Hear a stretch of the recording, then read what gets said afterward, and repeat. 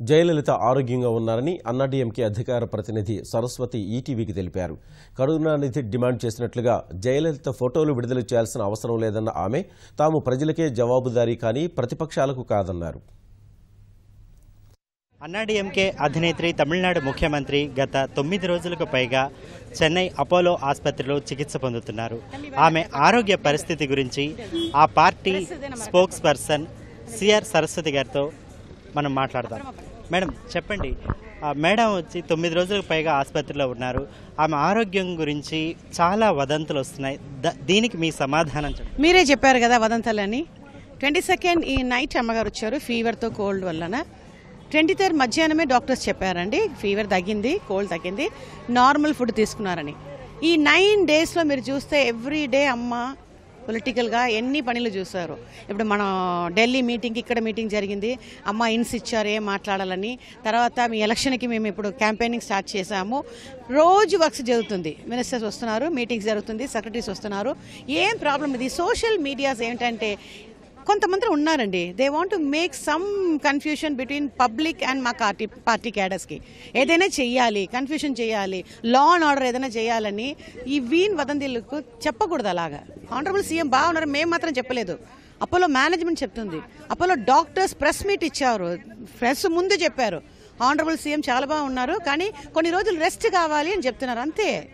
Madam, DMK అధ్యక్షుడు కరుణానిధి చెప్తున్నారు ముఖ్యమంత్రి ఆరోగ్యం విషయంలో ఇంత రహస్యం ఎందుకు ఈ రహస్యం మెయింటైన్ చేస్తున్నారు? ఆ రహస్యం పోవాలి, అందువల్లనే ఈ వదంతులన్నీ వస్తున్నాయి. ఈ వదంతులు పోవాలంటే ముఖ్యంగా ఆమె ఆసుపత్రిలో ఉన్నటువంటి ఫోటో ఒకటి రిలీజ్ చేయాలని చెప్పారు. దీని గురించి మీ అభిప్రాయం? రహస్యం ఏముందండి, రోజు మీడియాకి మేము మాట్లాడుతున్నాము, ప్రెస్ రిలీజ్ వస్తుంది హాస్పిటల్ నుంచి, డాక్టర్స్ చెప్తున్నారు. దీనికంటే ఆయనకి ఏం కావాలో నాకు అర్థం కాలేదు. అన్ని ప్రెస్లు ఇక్కడ ఉన్నాయండి, అందరూ రోజు మాట్లాడుతున్నాము, అందరూ దీనిలో రహస్యం ఏ లేదు. ఈయనకి ఏంటంటే పాలిటిక్స్ చేయాలి, ఇది బట్టి పాలిటిక్స్ చేయాలి. ఒక సీఎంని వచ్చి ఫోటో చూపించాలి చెప్పేది అబద్ధం. She's taking rest, doctors taking care. ఎందుకు ఫోటో చూపించాలి? ఇప్పుడు నేను అడుగుతున్నాను, మురసలి మారన్ గారు ఎన్ని రోజులు ఇక్కడ ఉన్నారు సేమ్ అపోలోలో, అప్పుడు ఫోటో చూపించారా? ప్రెస్లో ఫోటో ఇచ్చారా?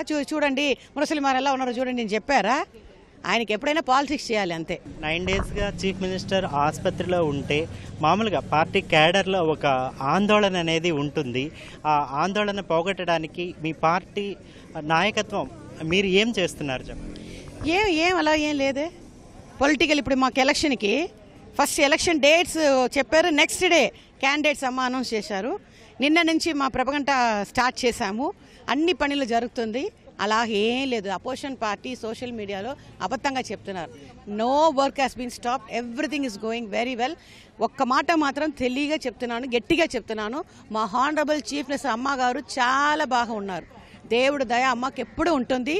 ఈ వదంతులన్నీ అబద్ధమే, ఎవరు నమ్మొద్దు, అదే నేను చెప్పవాలి.